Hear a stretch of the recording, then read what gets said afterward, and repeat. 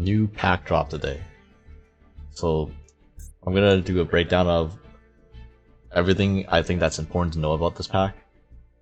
So I guess we'll start with, since everyone's been talking about it, the Kashtira's cards.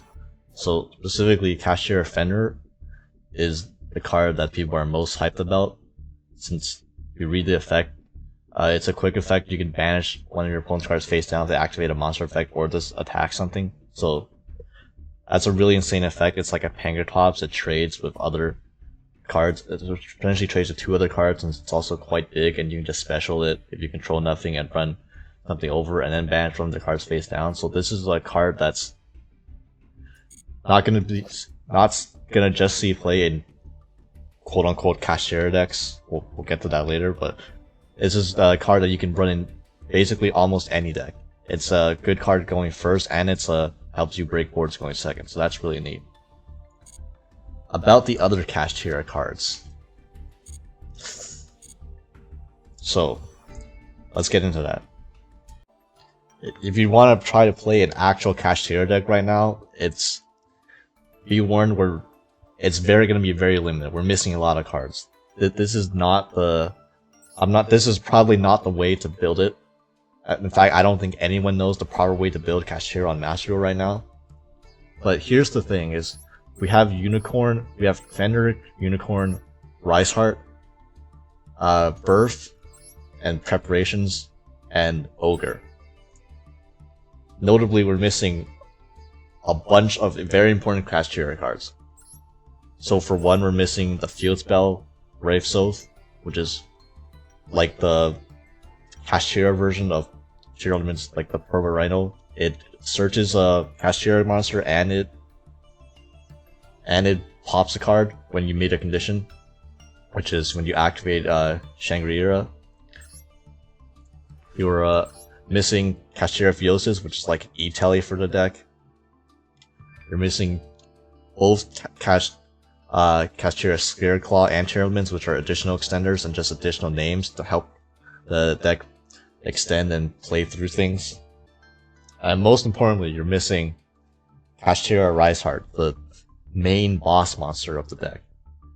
Macrocosmos plus quick play banish face down. This is like the reason why the TCG and OCG was dominated by Kashtira, which is just a Riceheart is such a huge boss and like difficult to get over, and it doesn't exist. It doesn't exist in Master Duel. So what you're really doing with Kashtira now is like some kind of weird rank 7 stuff where you're turboing like Diaboloses and Kashtira to try and zone lock, except it's just a lot more fragile, and you get stopped by hand traps and things. So like if you just run your standard, I don't know, hand traps, or if you get, I guess if your deck is a deck that runs Kaiju or Lava Golems, then you shouldn't be too worried about getting your zone locked or getting your entire extra deck ripped.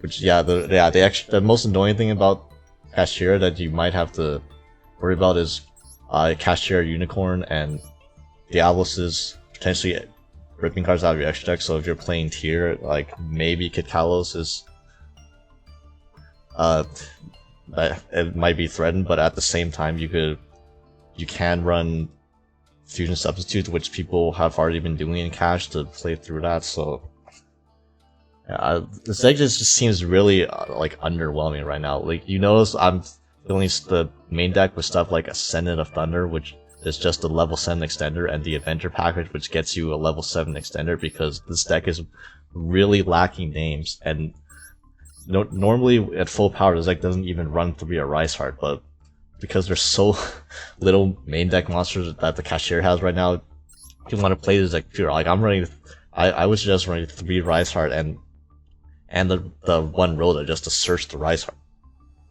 And also with Prosperity Limited, which is just a huge power card for the deck, but especially when you have Riceheart attaching face down banish cards to it. But I mean, a Riceheart doesn't exist, and it's Prosperity from 3 to 1. It's another huge consistency hit. So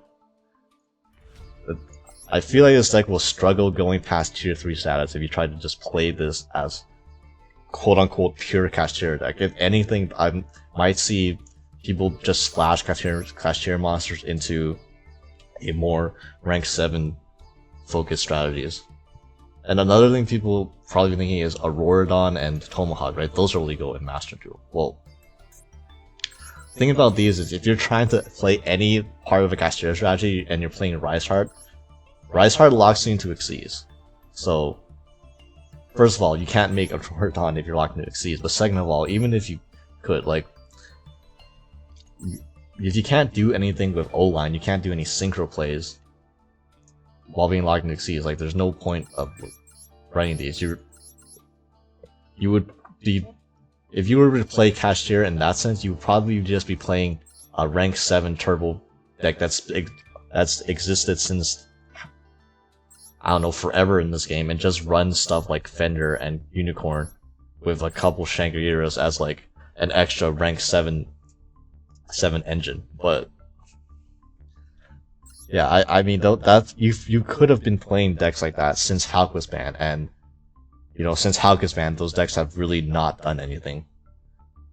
So yeah, I would, as far as Kashtira goes, if you're not interested in playing Kashtira right now and you want to know what to worry about, just learn about how to play through a Kashtira Fender and possibly a Unicorn. These are cards where, when they declare an attack or when you activate a monster effect, Fender banishes one of your cards face down, and Unicorn banishes cards from your extra deck. So you learn how to play around these, but most of the time that will be like the extent of the threats that Kashtira will do to you, because the deck is so inconsistent. Like, it's missing half its cards. And if you see the extra deck, it's all ranks. Just a bunch of rank 7s. This is an out to Avermax, I suppose, since the deck that actually doesn't have one. You make Baron. Might be one of the strongest plays is the normal summon the Kashtira monster and normal summon the hand trap to make a Baron. Yeah, just try not to get zone locked too hard. There are people probably that have combos right now that show how to do the zone lock, but it's, again, if you run hand traps and other things, you can generally avoid getting FTK'd by Kashtira most of the time. Next card I as we'll talk about is the Chaos stuff, namely Chaos Angel. So the other Chaos stuff, I don't think, like, basically any other cards released in the pack that has Chaos in them, I don't think they're going to be highly relevant at all. I don't think they ever saw play in either TCG or OCG. The only Chaos card in here that has seen play in those and will probably only see play in Master Duel is Chaos Angel itself. This is a card where it's a level 10 synchro, but if you're using light or dark monsters, you don't need a tuner monster. So if you make this, if you have, say, a Bestial and any level 4 dark monster, you can just make this straight away. You don't need to worry about running tuners in your deck. And if you, when this is special summon, keynote, special summon, not just synchro summon, you can target a card on the field and banish it. Then it was made with dark monsters. Your monsters can't be destroyed by battle. And if this was also made with a light monster, synchro monsters such as the Chaos Angel itself, it's unaffected by your opponent's monster effects. And so any deck that runs light and dark monsters can basically just put a copy of Chaos Angel in your deck and just run it as like a random thing you can go into for removal. But there's one particular deck I want to talk about for Chaos Angel, and I'll show you right here. It's Labrynth, the heavy furniture focused build. We're not going to be running a bunch of floodgates. In fact, if you see the back rows, you're only running the big welcomes, 2 welcome Labrynth, because after you get access to one, you can just keep recycling this, and then 2 search traps as removal. One is a dogmatic punishment, one is tears of overview. These are just 2 different forms of removal you can search with your Lady Labrynth This is like the Chaos Angel really, I think, ties this version of the deck together, since there are so many ways to make Chaos Angel in this deck. You see, all the big ladies are level 8, and then Stovey Torby is the one that special summons itself, the furniture, so you can just easily make Chaos Angel with this and any big lady over and over again. You can make them almost every turn and just put that much pressure on your opponent.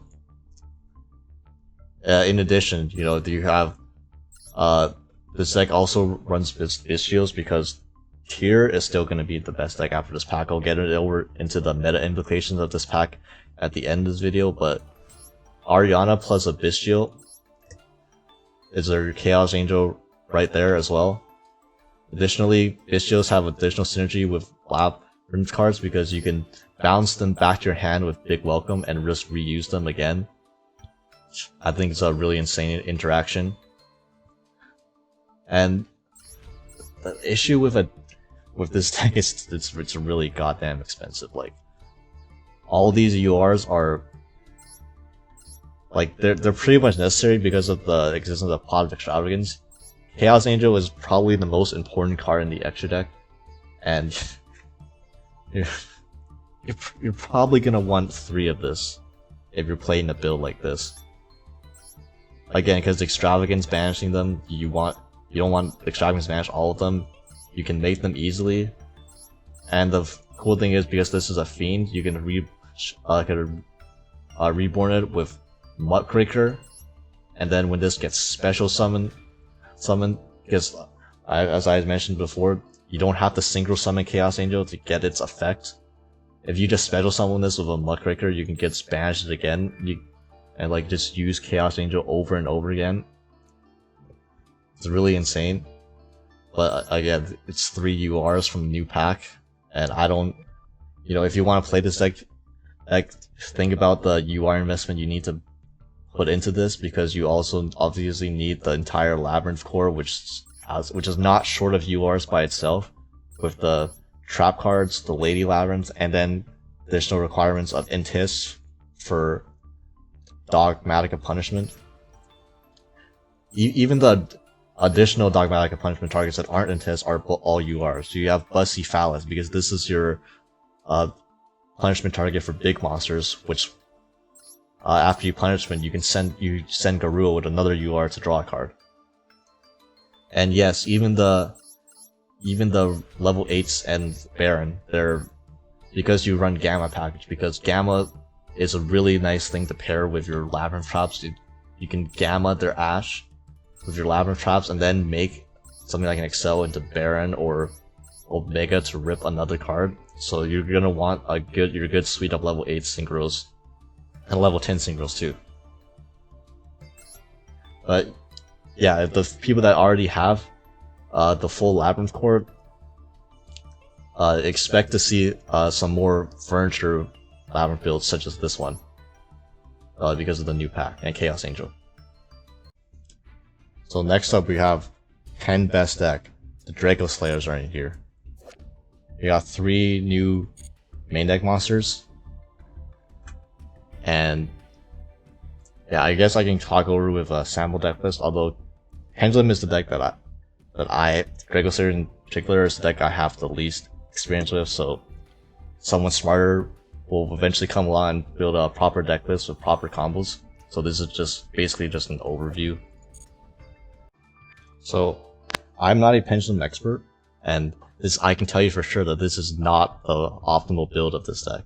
You know, if Triff ever picks up Master Duel and sees that all the Dracoslayers are in, you know, wait for him to break it, because he gets to play with a Dracoslayer deck with Electromite Legal.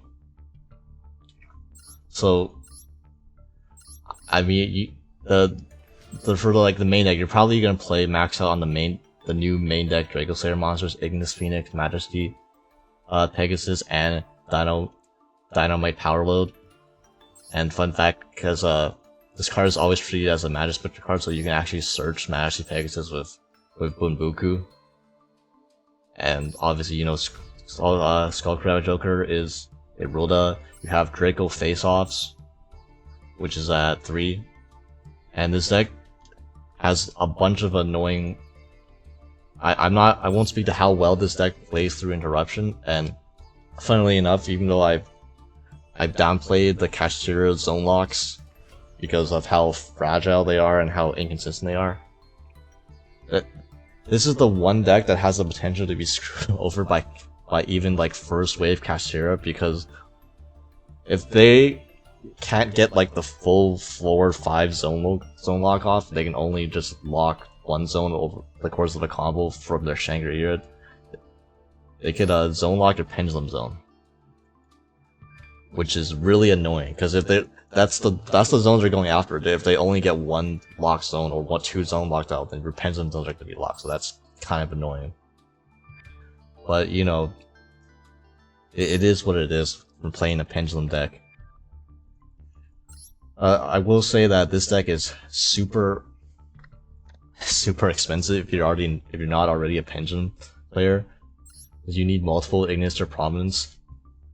The cool thing is this is not a hard once per turn, so you summon this multiple times over your turn, and you can summon multiple Dracoslayers from your deck, and that's how you get extra bodies for your combo.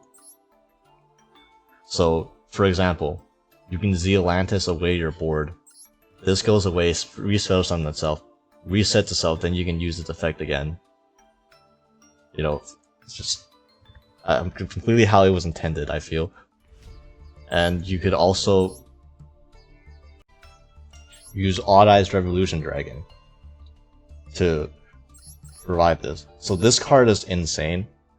It's basically, you put this in your pen skill, and it's a monster reborn for any dragon synchro or Xyz monster, which of course Ignis or Prominence is. This is also not a hard once per turn, so just like imagine like the advantage you get from this. You also have lines where you can seals for a Morphage Sloth to lock your opponent out of the extra deck. Obviously, this deck searches field spells, so you search Secret Village. The Spellcasters, fun. You can search Necro Valley, fun. It's also has quite a few level 4 bodies, so when Kashtira is still going to be a deck, you can also end on Dweller on top of your other negates such as Appaloosa, Savage, and Odd Eyes Vortex Dragon. I'll direct you to a video that Super Nix did. He has like day 1 Dracoslayers combos that you can using all the new cards. So another card that I want to get into that's all the way down here is, I think, actually one of the more impactful cards for this entire set, just Pitknight Earlie. See, this is a card that was theory to be usable in Spright way back when we got Spright. However, that's been how many months? 4 or 5 months, and this just never came until now, so people just forgot about this card. I don't blame them. Basically, this card is you can target when this card points, when a monster this card points to activates effect. So if you notice the arrows like this, perfect for Spright Elf. So you can use Spright Elf's effect, and then you chain this card so you can negate your opponent's monster effect and change attack to 0. So it's just another Link 2 that's Interruption. And the cool thing about this is there's one Spright build in particular that will really enjoy having this card out. So with the addition of Pitknight Earlie, and with Elf still being legal, Tri-Brigade Spright is now at full power in Master Duel finally. Well, quote unquote full power, you know, minus the natural Spright card limitations, but yeah, this is a deck that the Spright variant, it didn't play the runic cards, and honestly, you couldn't have room to play the Melfi stuff, so it was like missing one random piece in the end board where you just had a Fairgy left over on the board that was chilling and really did nothing.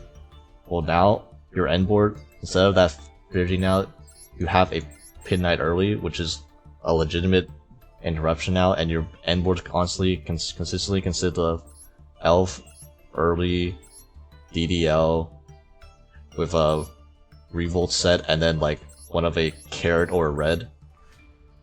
So it's a 4 interruptions off just your standard 2-card combo, and you have the Revolt, which provides you follow up, and then you high roll. You can have hands like with Masquerena, which can go into the Appaloosa. This Spright is one of the decks where you might see a lot more Fender, because then it's just a free body, and because of the existence of Sprint now, Fender is just half of a full combo that you can just special summon for free, and then you combine that with the Nimble package. So literally Fenrir plus normal summon Maxi is your entire full combo line. You know, on top of, you know, being a good decent board breaker, good going second. And I know Tri-Brigade Spright is probably the least played variant of Tri-Brigade, but I would hope that people notice the Pitknight Earlie and start playing this more on ladder, since this deck's really nice, honestly. Well, the final card I want to talk about from this pack is Sky Striker Ace Azalea. Now, don't get it twisted. This is not really Sky Striker support. Let's say I don't think this is not going to affect the playability of Sky Striker as a deck. Instead, this is going to be used as a generic Link 2 for light and dark decks. Or if you see it, the card text, if this card is special summon, you can target one card in the field, destroy it. Then you have 3 or less spells in your graveyard. Send this card to the graveyard. So this is basically just like a Donner for hire, just like a generic Link 2 that you just make to clear a random card your opponent controls. And with the additional upside of, if you somehow have 3 spells in your grave, you get to keep the body as well, whereas Donner always has to pop itself. So yeah, you know, you can see potentially Spright builds putting this in, or just any lighter base dark deck, but it's just like a random card to out things. But it's not the biggest deal. It's not going to be the most impactful card from the set, obviously, but you might see it here and there. And if the rest of the stuff, if there's stuff that I haven't covered, like the Amazement stuff, or the random live twin, what is Lila Rap, like what the hell is this? Like, most of the cards I don't think, like, you probably will not see them past platinum ranked on ladder either. This set as a whole is like pretty meh power level wise. Like, for the past few months, Konami has done a pattern of having one extremely meta defining set followed by one set that's lower power level and more focuses on supporting rogue and lower tier decks, and then making another meta defining pack, and then alternating between those two. So our meta defining pack was 2 packs ago, where it was the pack with all the Bystials, Spright, Sprint, brand support, like that changed meta. And then the last pack we had was Dreaded Conspiracy, which is more focused on rogue decks such as Traptrix, Dark World, Generator, and then Labrynth, which is like probably the strongest deck from that pack, but Labrynth didn't usurp like the top decks of the meta or anything. It was a solid, like, maybe a tier 2 to tier 3 deck in a meta full of Spright, Tierlemans, Dragons, and Branded. So that was the last set, and it's weird because this set is also not going to change the meta too much in based on my evaluation. Like, we have a very incomplete set of Kashtira cards that form a very bricky and incomplete deck. We have Dracoslayers, which is like another decent rogue or lower tier deck, but Dracoslayers is not stronger than the current top decks of the format. You have stuff like Chaos Angel, which is like a singular card, and Azalea, which are singular cards, but they're not decks onto themselves. And there's a bunch of amazement and like random reprints of decks that have fallen out of favor in the meta. So basically, the card that you're gonna most see from this pack is Kashtira Fender, just because it's generic, and decks that are already good can play this card. You might see a few cards in this pack splash here and there, like Chaos Angel and Dragon Link as the level 10 synchro replacement. You run over a Baron, for example, which is already the least made card in the Dragon Link X deck. You might see some more Spright builds, Tri-Brigade Spright builds with Pitknight Earlie. And yeah, obviously the Fender Slash. But here's the thing about Fender, is if we're in a meta that's still dominated by tier elements, that means Bystials are still going to be good. And if Bystials are still good, then that runs a slight conflict with Kashtira Fender, because when you go second, and you want to Bystial your opponent, well, you now control a Bystial monster, which means that the Kashtira Fender, you can no longer special summon, so it's a dead card in hand. So even Fender is still, the fact that Fender can still conflict with Bystials in a meta where Bystials are still good is something to think about. So even then, you might not see this card as much as you expect, just because of a side effect of having to run Bystials for tier events. So